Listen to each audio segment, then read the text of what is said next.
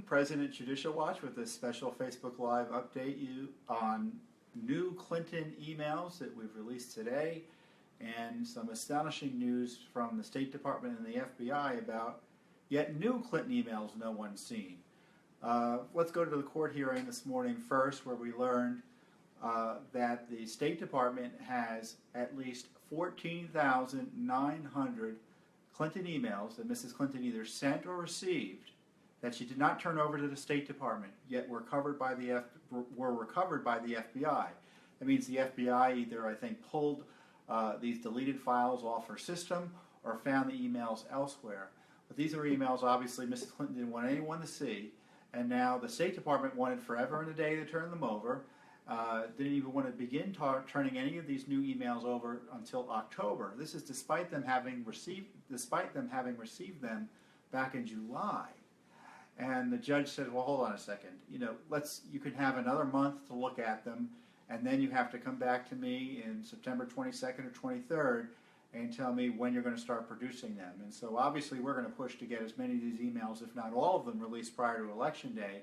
But the judge accelerated the review schedule.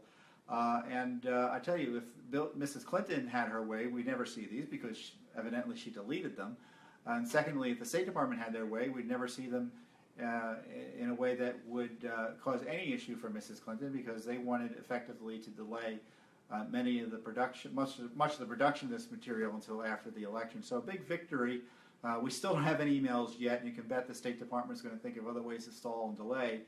But it's astonishing news that there are at least 14,900 new Clinton emails that she sent or received that weren't turned over to the State Department that we are now going to get reviewed under FOIA and potentially released. On top of that, there are tens of thousands of other records that the State Department talked about that still need to be released.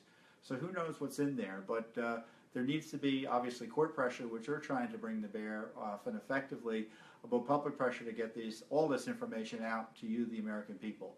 But the Clinton cover-up is unraveling, and we see that time and time again thanks to the efforts of your grassroots organization and watchdog group, Judicial Watch.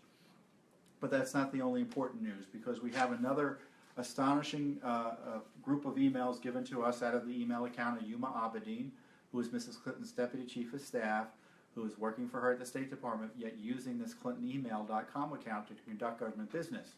Well, the government business that she was conducting shows that, once again, more pay to play, it looks like, via the Clinton Foundation. Now, Judicial Watch's previous release about this Nigerian billionaire who was going through the Clinton Foundation to get access to the State Department caused the Clinton people to run away from their foundation. Supposedly they're going to stop taking foreign donations, assuming Mrs. Clinton is elected president. And the Clinton Global Initiative, another front organization for the Clinton cash machine, is being shut down as of September. So a big victory for accountability, but you can't trust the Clintons to do anything right. And of course, if everything was on an up and up, why do they have to shut it down? If they have to shut it down, why don't they shut it down now? And why didn't they shut it down while she was Secretary of State?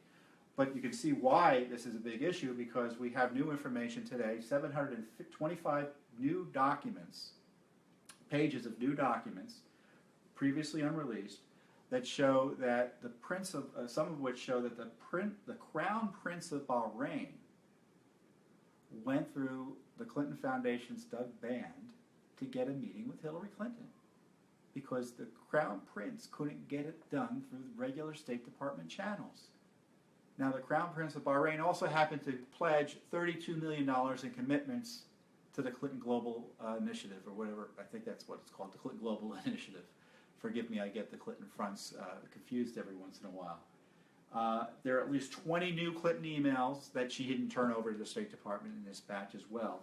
So you've got the Crown Prince of Bahrain, what is effectively a foreign head of state, going through the Clinton Foundation because he couldn't go through normal State Department channels to get the meeting. Also, there's an email showing that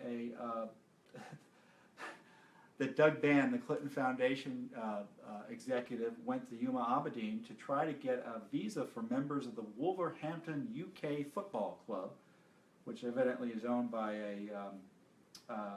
or affiliated with the Hollywood sports entertainment executive and president of the Wasserman Foundation, Casey Foundation. He donated that foundation, looks like, between $5 and $10 million to the Clinton Foundation. Well, one of the members of this football club that this Clinton donor was involved in couldn't get a visa because he was a criminal. They couldn't even get Sherrod Brown, who's a Democratic senator or Senator Boxer, to help. So who do they call? Yuma Abedin. And Abedin says at one point, I'm a little nervous about getting involved. I got this now. It makes me nervous to get involved, but I'll ask.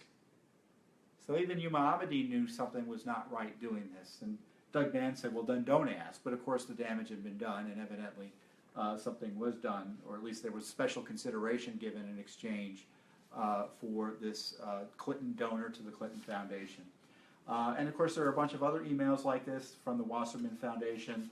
The head of Slim Fast, it looks like, another big donor to the Clinton Foundation, got a meeting with Hillary. As give $5-10 million, you get a meeting with Hillary. This is just unbelievable. Then you have two Clinton supporters, Kevin O'Keefe and Kevin Conlon, who wanted to get a meeting at the State Department, and they gave several $100,000. It looks like between at least over $100,000 to the Clinton campaign or the Clinton Foundation, and other donors are getting special access as well. So here we have the Crown Prince of Bahrain gives $32 million to the Clinton Foundation. He gets a meeting with Hillary Clinton, and as I told someone on a reporter today, it looks like the State Department outsources foreign policy in some respects to the Clinton Foundation. Which is obviously inappropriate and arguably illegal. Now remember, Mrs. Clinton promised that she would stay out of Clinton Foundation business, yet her top staff was involved in getting meetings with Clinton Foundation donors, even calling for visas, it looks like. And then secondly, Miss Abedin and Cheryl Mills, her chief of staff, were supposed to stay out of Clinton Foundation business absent a waiver under the Obama administration's ethics rules, which are separate. And again, that was violated. Now, I know there's been talk about whether there is or isn't a criminal investigation into the Clinton Foundation, but this is more information that shows there needs to be an investigation. So again, the big news today, thanks to Judicial Watch, we now know, and we're probably going to get a good bulk of them, there are at least 15,000 or so new Clinton email records that are being reviewed by the State Department and could be subject to release prior to Election Day. And then secondly, we have these new Clinton Foundation emails coming out of her server and her system from Yuma Abedin that show this foreign potentate, the Crown Prince of Bahrain, getting a meeting with Hillary Clinton after going through the foundation. And now, of course, the Clinton gang wants to say that we're in this because we don't want to see her elected. We don't have a position as to whether Mrs. Clinton is elected or not elected to public office. But the fact that she's running for public office shouldn't get in the way of getting accountability. And she doesn't want the rule of law to get in the way of her getting elected. And her State Department, her old colleagues at the State Department are doing everything they can, and the Obama administration lawyers with your tax dollars are doing everything they can to slow roll the release of these records. But we're still getting them. By the way, these Bahrain records, they were given to the State Department last year, and we're now only getting them. Whose fault is that? We're pushing hard. We're having great success. There's going to be a lot more Clinton Foundation news and information about the way this corrupt government operates as a result of these disclosures today and the upcoming disclosures in the Clinton email mess. And we can only do it with your support. So I thank all of you Judicial Watch supporters out there. So watch the news, follow the headlines, spread the word, because it's going to be a tremendous week for public accountability, especially when it comes to the corruption of the Obama administration and Hillary Clinton. So thanks again for tuning in, and we'll be back shortly, hopefully later this week, with some more updates.